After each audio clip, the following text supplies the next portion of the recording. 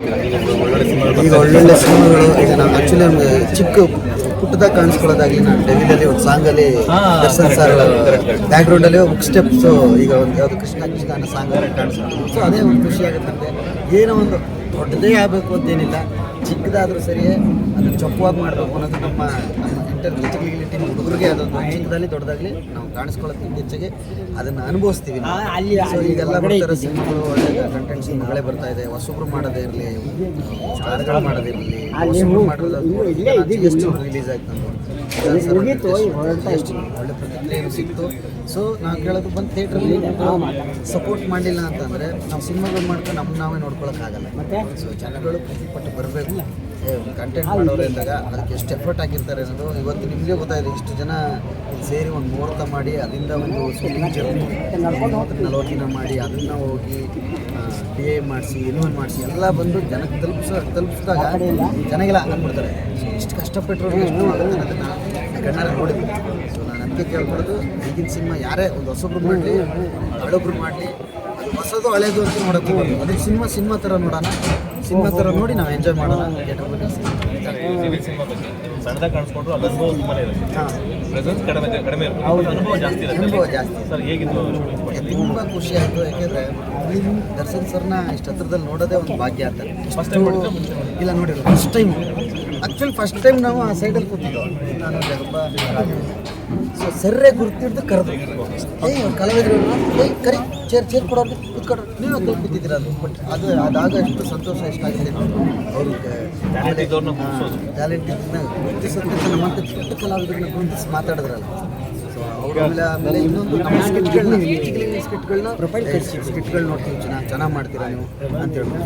ಅದು ಒಂಥರ ಮೈ ಜುಮ್ ಅಂತದೆ ಸ್ಕಿಟ್ಗಳು ನೋಡ್ತೀವಿ. ನಾವು ಮೊನ್ನೆ ಮಾಡಿದ್ದು ನೀನು ನನ್ನ ಮಗ ಉಲ್ಲಾಳ ಅನ್ನೋದು ಸ್ಕಿಟ್ ಮಾಡಿದೆ, ಕೈ ಹಿಡ್ಕೊಂಡು ಅದನ್ನು ಅದು ನೋಡಿದೆ ಚೆನ್ನಾಗಿತ್ತು ಅಂತ. ಸೂಪರ್ ಬಟ್ ಪ್ರತಿ ಸಲ ಅವರು ಎಂಟ್ರಿ ಕೊಟ್ಟಾಗೆಲ್ಲ ಸ್ಮೈಲ್ ಮಾಡಿ ಕೂತ್ಕೋತಿದ್ರು. ನಮ್ಮ ಎದುರುಗಡೆ ಎಲ್ಲಿ ಮಾಡಿದ್ರೆ ಎಲ್ಲಿ ಅವ್ರು ಏನಾರು ಅನ್ಕೋತಾರೆ ಅಂತ ಮ್ಯಾಕ್ಸ್ ಹಿಂಗಿಡ್ಕೊಂಡು ಮಾತಾಡಿಸಿ ಒಪ್ಪಿಗೆ ಕೊಟ್ಟು ಕಳಿಸಿದ್ರು.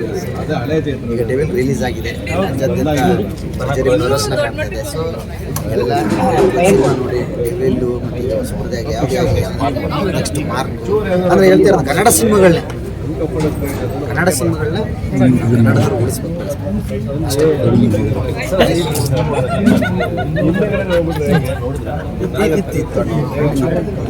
ಬಂದು ಅಂದ್ಬಿಟ್ಟೆ ನಾನು ಡ್ಯಾನ್ಸಲ್ಲಿ ಇದ್ದೆ, ಬ್ಯಾಕ್ ಸೈಡಲ್ಲಿ ಅವಾಗ ನೋಡಿದ ಪಾಪ ಬಂದು ಚೇರ್ ಕೂರ್ಬೇಕಾದ್ರೆ ಬೆನ್ನು ಅಂದ್ಬಿಟ್ಟೆ ಕೂರ್ತಿತ್ತು.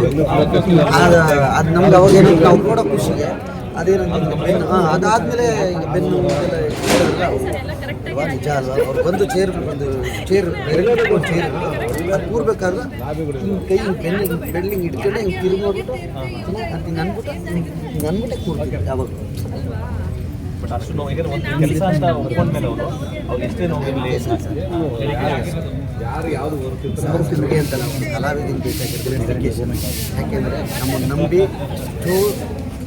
ದುಡ್ಡು ತಂದು ನಮ್ಮ ಮೇಲೆ ನಮ್ಮನ್ನು ನಂಬಿ ದುಡ್ಡಾಗ್ತಾರೆ. ಈಗ ನಾನು ಯಾರು, ಚಂದ್ರಣ್ಣ ಯಾರು, ಪ್ರೊಡ್ಯೂಸರ್ಸ್ ಎಲ್ಲ ಅವರೆಲ್ಲ ನಮ್ಮನ್ನು ನಂಬಿ ದುಡ್ಡು ತಂದು ಹಾಕ್ತಾರೆ ಅಂದರೆ ನಾವು ಅವ್ರಿಗೆ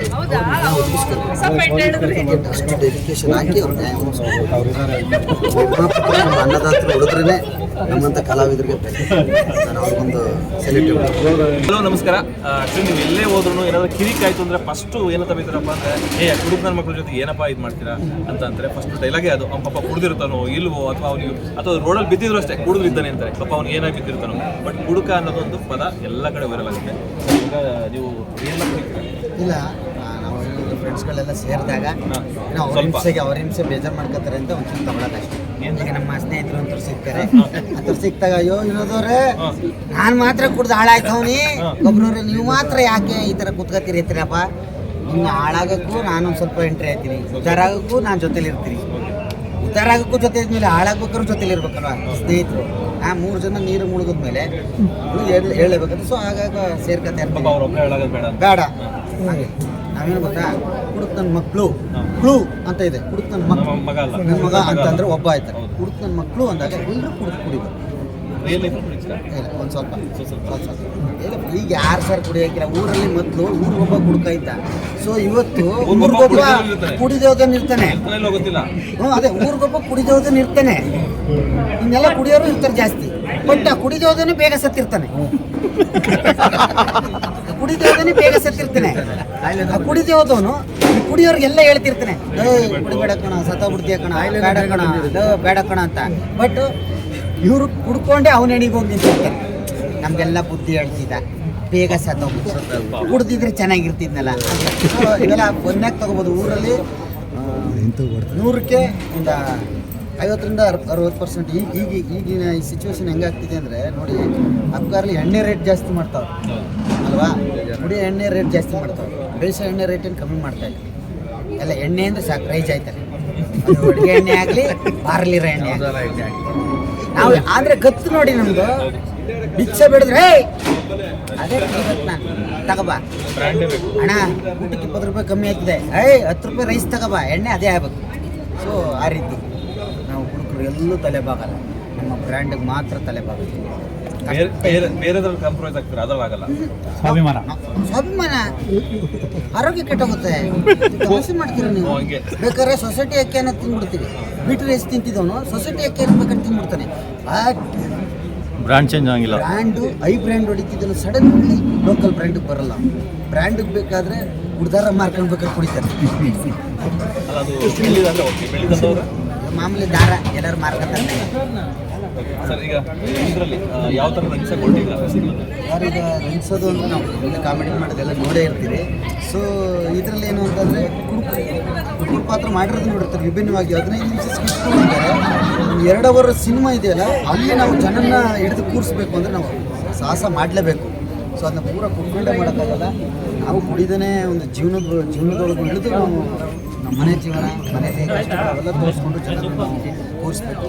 ಸೊ ಕುಡುಕ ನನ್ನ ಮಕ್ಕಳು ಅಂದರೆ ಕುಡ್ಕೊಂಡೇ ಇರ್ತಾರೆ ಅಂತಲ್ಲ, ಕುಡುಕರಲ್ಲೂ ಒಳ್ಳೆಯವರು ಇದ್ದಾರೆ.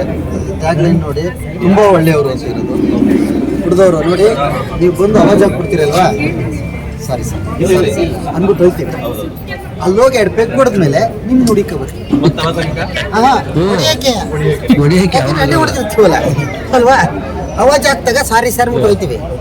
ಅಲ್ಲಿ 2 ಪೆಗ್ ಬಿದ್ಮೇಲೆ ಮಗ ಯಾರು ಅವಾಜ್ ಆಗ್ತಾನೆ, ನೆಲಿದ ನಡೆಯ ಅಂದರೆ ಅದು ನಾವು ಮಾಡೋಂಥದ್ದಲ್ಲ, ಎಣ್ಣೆ ಹಿಂಗೆ ಆಡಿಸ್ತಾ ಇರೋದು. ಸೊ ಅದು ಕೆಟ್ಟದ್ದು. ನಾವು ಒಳ್ಳೆಯವರು. ಮತ್ತೆ ಈಗ ಈ ಸಿನಿಮಾದಲ್ಲಿ ಎಲ್ಲರನ್ನೂ ಒಳ್ಳೆ ದಾರಿಗೆ ತರ್ತೀರಾ ಅಥವಾ ಎಲ್ಲರನ್ನೂ ಅವ್ರವ್ರ ಇಷ್ಟ ಸರ್. ನೋಡಿ, ಈಗ ನಾಗರಭಾವಿಗೆ 3 ಸರ್ಕಲ್ ಇರ್ತದೆ. ಇದು ಒಳ್ಳೆ ಸರ್ಕಲ್ಲು, ಇದೊಂದು ಅರ್ಧಂಬರ್ಧ ಒಳ್ಳೆ ಸರ್ಕಲ್ಲು, ಇದು ಪೂರ ಕೆಟ್ಟ ಸರ್ಕಲ್. ಹೋಗೋರ್ನ ಹೋಗಿ ಅಂತ, ಹಿಂಗೆ ಹೋಗೋರ್ನ ಹೋಗಿ ಅಂತ, ಹಿಂಗೆ ಹೋಗ್ಬೇಕು. ನಿಂತ್ಕೋಬೋದು.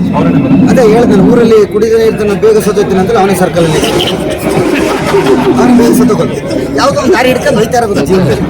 ನಿಂತಿಂತ ನಿಂತ್ಕೋಬಾರ್ದು. Thank you.